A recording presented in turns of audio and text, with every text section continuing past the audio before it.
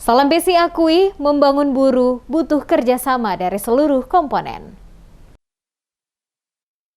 Kerjasama seluruh komponen serta peningkatan disiplin ASN adalah modal utama menciptakan kabupaten buruh yang aman, mandiri, sejahtera, dan buruh yang berkualitas. Demikian disampaikan pejabat Bupati Buru, Jalaluddin Salambesi, saat menghadiri halal bihalal bersama TNI Polri dan seluruh ASN serta masyarakat pada Selasa 31 Mei 2022.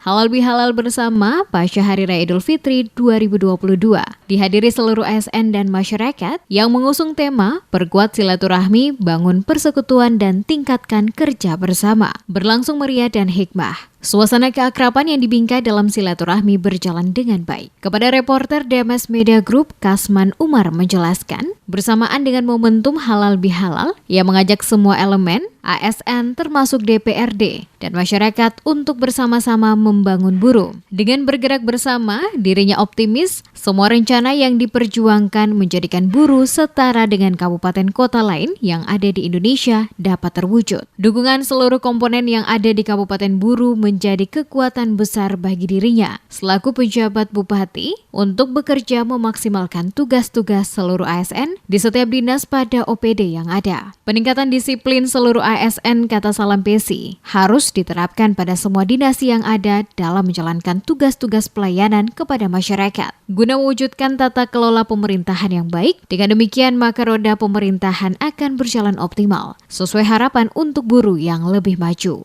Selain kedisiplinan ASN, pengelolaan sumber daya alam yang begitu banyak di Kabupaten Buru harus dapat dikelola secara baik sehingga memiliki manfaat untuk kesejahteraan masyarakat yang ada di Kabupaten Buru, terutama generasi yang akan datang. Kita memulai dengan ikatan-ikatan yang menyatukan untuk mencapai visi dan tujuan bersama. Bagaimana mewujudkan buruh yang aman, buruh yang mandiri, buruh yang sejahtera, buruh yang berkualitas.